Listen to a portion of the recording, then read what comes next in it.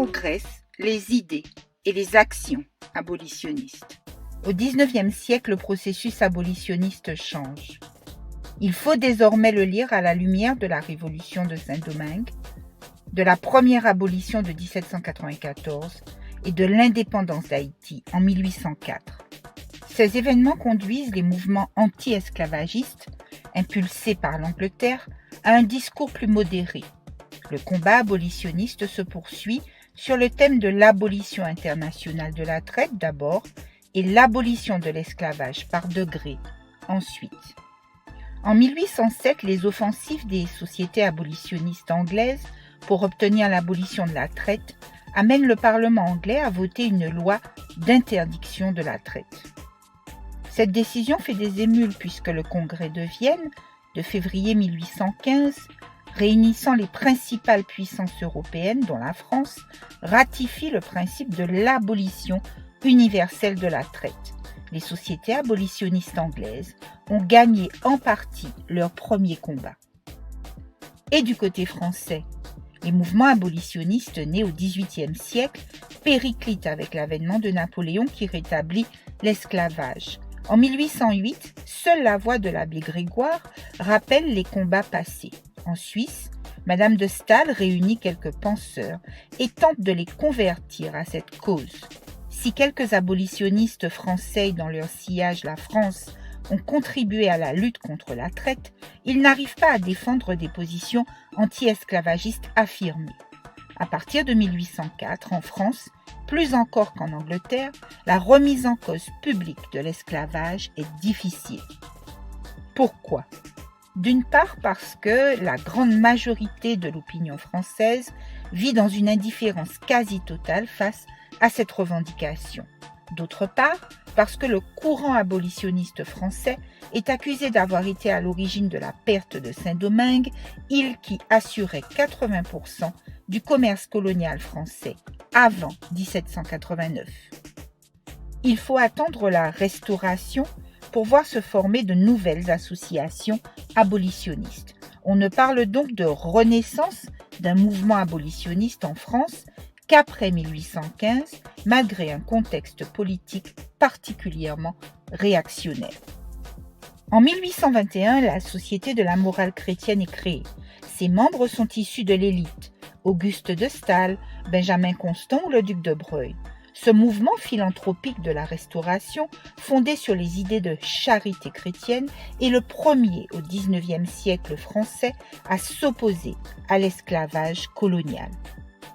À l'intérieur de cette société est mis en place un comité pour l'abolition effective de la traite qui publie régulièrement dans le journal du mouvement et exige que le gouvernement français arrête de fermer les yeux sur la traite française illégale qui continuait malgré l'interdiction. L'abolitionnisme français doit être assimilé davantage à un courant qu'à un mouvement, car les anti-esclavagistes dans cette période n'entreprennent aucune action ni aucune campagne d'envergure au niveau national. Pas de conférences, pas de pétitions, pas de distribution massive de tracts expliquant la situation des esclaves ou les pratiques illégales de la traite. Les abolitionnistes ont toujours entretenu des liens étroits avec les élites libres de couleur des colonies qui, depuis la Révolution, réclament l'égalité des droits. Entre 1815 et 1830, le nombre de libres augmente et singulièrement celui de libres de savane, malgré une législation restrictive. On appelle libres de savane les esclaves libres de fait, sans acte d'affranchissement. Globalement, l'on constate une amélioration du niveau de vie des libres de couleur et certains d'entre eux jouissent d'une fortune importante. Ils prennent part à la construction du préjugé de couleur en adoptant des stratégies de blanchiment et une attitude supérieure vis-à-vis des esclaves. Au XIXe siècle, les résistances et les révoltes serviles se multiplient. En 1822, quelle est donc l'attitude des libres de couleur lorsque les esclaves prennent les armes au Carbet en Martinique ? Ils se rangent du côté des Blancs contre les esclaves et certains libres miliciens comme Bicêtre pourchassent avec zèle les rebelles. Cette révolte est décisive dans la prise de conscience des esclaves, dont le nombre reste stable, qu'ils ne peuvent être que les seuls artisans de leur libération, ne pouvant compter sur les libres de couleur qui n'ont pas les mêmes objectifs. Ces derniers revendiquent à nouveau les droits politiques et l'égalité avec les Blancs qu'ils avaient perdus au rétablissement de l'esclavage. Certains sont propriétaires d'esclaves et veulent obtenir des avantages sans pour autant remettre en cause le système esclavagiste. Cyril Bicêtre, appartenant au milieu aisé des gens de couleur libre de la Martinique, est arrêté en décembre 1823 comme auteur d'un texte anonyme intitulé « De la situation des gens de couleur libre aux Antilles françaises ».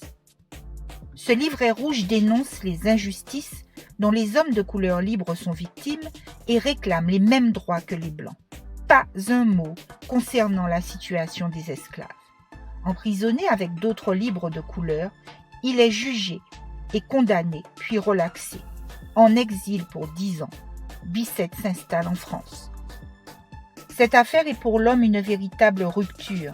Cyril Bicêtre modifie alors radicalement sa perception de la société antillaise et entre dans un cheminement qui le mène au combat politique et abolitionniste où il comprend que libres et esclaves doivent s'unir pour s'émanciper de la tutelle blanche et de ses préjugés.